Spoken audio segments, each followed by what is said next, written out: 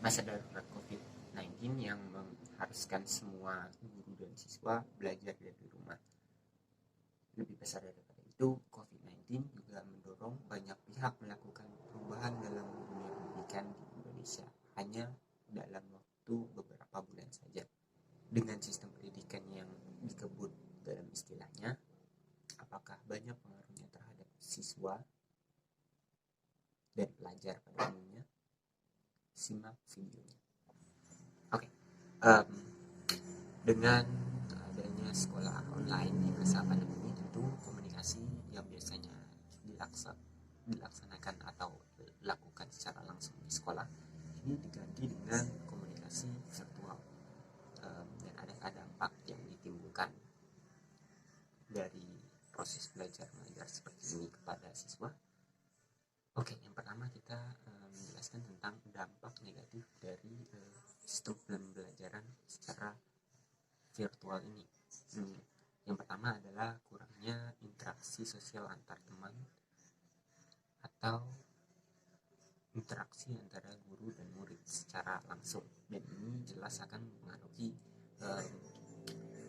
rangsangan atau pengertian yang diberikan oleh guru kepada muridnya, dan ini akan terhambat dalam segi pembahasan materi. Tentu menyampaikan materi secara tidak langsung akan lebih sulit oleh guru sendiri kepada muridnya, seperti itu.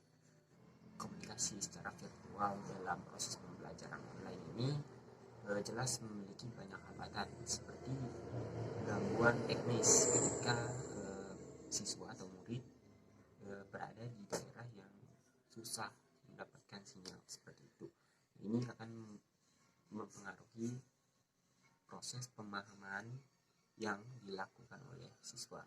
Dampak yang negatif selanjutnya ialah kebiasaan murid untuk cenderung melalaikan tugas yang diberikan. Sebabnya ialah karena biasanya kalau di sekolah itu guru mengingatkan siswanya untuk segera mengumpulkan tugas, dibarengi dengan ancaman, marah-marah, dan murid biasanya segan dengan hal tersebut. Nah, ketika proses belajar dilakukan secara online, dari segi psikologis siswanya sendiri itu merasa tenang akan hal itu, biarpun mereka tidak mengumpulkan tugas, toh mereka juga tidak bakal dimarah oleh gurunya, jadi mereka merasa aman dan cenderung melalaikan tugas yang sudah diberikan. Berikutnya adalah anak mudah merasa bosan dengan penjelasan materi yang dilakukan secara virtual ini. Meskipun menggunakan handphone yang biasanya anak bisa memainkan handphone berjam-jam, beda hanya dengan belajar. Kecenderungan yang bosan untuk membaca bakalan terbawa di proses pembelajaran ini. Ketika anak membaca di handphone itu lebih membuat siswa merasa bosan, karena mungkin dari segi gurunya sendiri tidak berinovasi dalam menyampaikan materi. Biasanya dia menjelaskan atau mengirimkan slide-slide pembelajaran full dengan tulisan tanpa ada contoh sedikit pun. Ketika si anak ingin mengerjakan soal, tidak memiliki contoh atau pedoman yang jadi patokan, jadi mereka tidak mau membaca materi tersebut. Karena itu mereka merasa bosan. Ketika hal ini terjadi pada anak SD, SMP, mereka tidak bisa mengerjakan soal, namun terus dikejar waktu atau deadline. Istilahnya, mereka lebih mudah untuk merasa stres karena banyak soal yang belum bisa mereka selesaikan, dan hal ini dapat berpengaruh kepada stimulus mereka. Jadi kesehatan dapat lebih mudah terganggu ketika mereka merasa stres dengan pembelajaran sistem online tersebut. Baik, selanjutnya kita fokuskan kepada apa yang terjadi kepada siswa atau kepada pelajar dengan diterapkannya sistem pembelajaran secara online atau komunikasi virtual ini. Dari segi persepsi siswa, jelas mereka sangat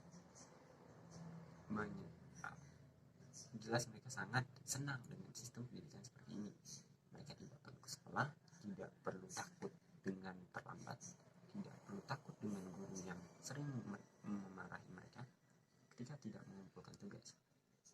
Dan mereka stay at home, di rumah saja, belajar segala macam dari rumah, dan tidak mementingkan efek kedepannya. Efek apa? Yaitu efek kurangnya sosialisasi siswa dengan teman sebaya atau dengan guru. Hal ini jelas berpengaruh kepada psikologis dari siswa tersebut. Nanti ketika situasi kembali normal, mereka yang tadinya di rumah saja dan hanya ngobrol secara virtual, komunikasinya seperti itu, cenderung takut atau cenderung tidak mau menyapa temannya karena sudah tidak terbiasa seperti itu. Jadi efek ini sangat terasa ketika nanti masa normal atau masa sekolah secara normal diterapkan kembali. Berikutnya dari segi perilaku siswa, kita beri contoh ketika sekolah normal itu siswa dituntut untuk wajib mengerjakan tugas tepat pada waktunya, dan ketika waktu pengumpulan mereka diwajibkan mengumpul, dan ketika tidak mengumpul atau tidak mengerjakan tugas mereka dimarahi oleh guru. Ya, itu hal yang lumrah terjadi di sekolah seperti itu. Nah, hal yang berbeda terjadi ketika sekolah dialihkan secara online. Perilaku siswa untuk mengabaikan tugas dan menyepelekan tugas itu meningkat. Jelas, hal ini sangat mempengaruhi perilaku dari siswa tersebut. Siswa jadi cenderung mengabaikan tugas,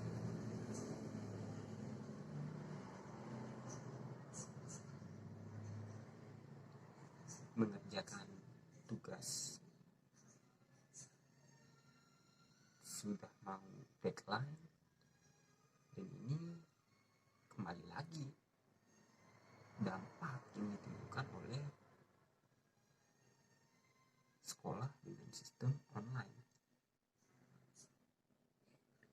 Kita tahu kalau guru itu nanya ke muridnya, ketika muridnya jawab tidak membuat tugas, ya dimarah, dan efek dari kemarahan guru tersebut terbawa ke siswanya, dan siswa cenderung untuk menuruti dan mengumpulkan tugas secara tepat waktu. Nah, itu di sekolah normal, beda halnya dengan sekolah online. Siswa jadi cenderung untuk mengabaikan tugas-tugas seperti itu, dan sampai ada siswa lupa dengan tugas karena ya kita tahu sekolah online itu ya tugas-tugas, jadi materi sedikit, tugas banyak gitu. Jadi siswa lupa menumpuk tugasnya, dan stres itu balik lagi ke dia, jadi itu susah. Dan yang terakhir, pengaruhnya terhadap sikap dari siswa. Sudah saya sampaikan, siswa ketika tidak marah-marahi tentang tugas, mereka bakalan menyepelekan tugas, malas rasa bertanggung jawab atas tugas yang diberikan oleh guru tidak ada sama sekali, dan mungkin nanti karena jarang ketemu atau jarang dimarah-marahi oleh guru, rasa hormat terhadap guru bisa menurun ke depannya.